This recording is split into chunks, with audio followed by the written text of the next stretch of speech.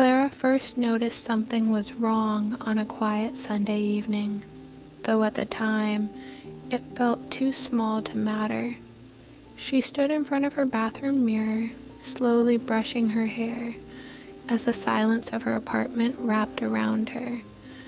It was the kind of silence she had always loved, deep and uninterrupted, where even the softest movements felt amplified.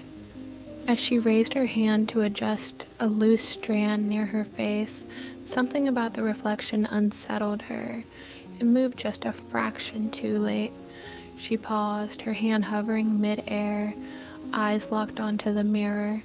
For a second, she convinced herself it was nothing, just a trick of her eyes or a moment of distraction. Carefully, she lowered her hand again. This time, the reflection followed perfectly, without delay, as if nothing had happened. Clara exhaled slowly and shook her head, trying to dismiss the feeling creeping into her chest. It didn't make sense to question something so small, yet the unease stayed with her longer than she expected. The next morning, curiosity pulled her back in front of the mirror. This time, she paid close attention, moving deliberately and watching every detail. For a while, everything seemed normal. Then she blinked and her reflection did not. It stared back with unmoving eyes for a brief second before blinking too, as if correcting itself. Clara's heart skipped and she stepped back, her mind refusing to accept what she had just seen. It was not possible, and yet it had happened right in front of her. She turned off the bathroom light, hoping darkness would erase the illusion.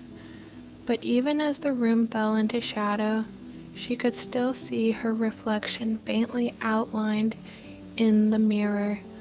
There was no light to reflect, and yet it remained there still and watching. That was the moment fear truly settled in, because this was not her imagination anymore.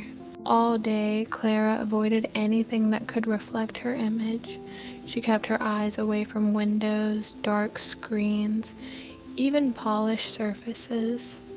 The thought of seeing that delayed, unnatural version of herself again made her chest tighten. By evening, the tension had drained her, leaving her exhausted but unable to ignore it any longer. She found herself standing outside the bathroom once more, staring at the door as if it were something alive. When she finally pushed it open, the room was completely dark.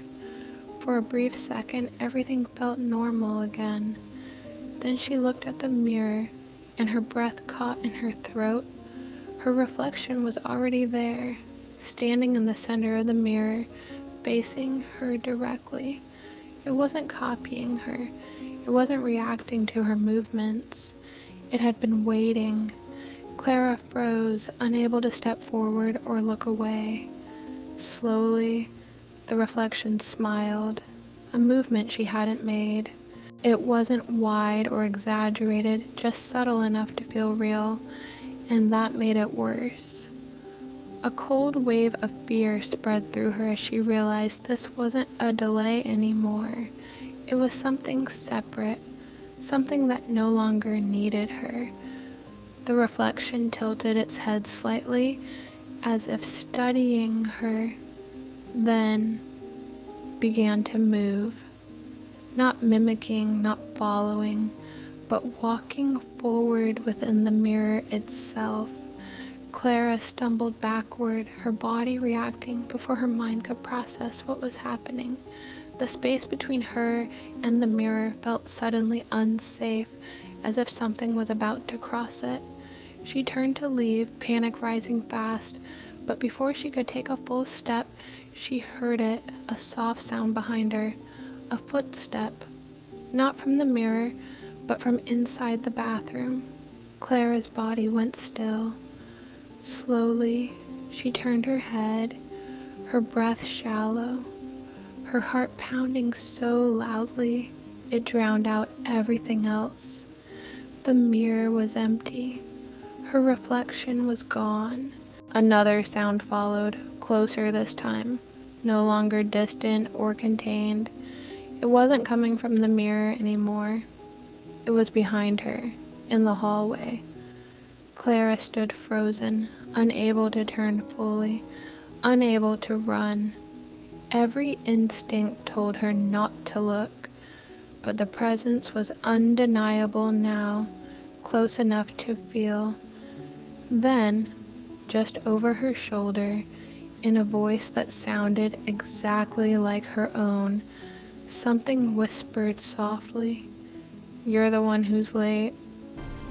It's Mythic Murmurs.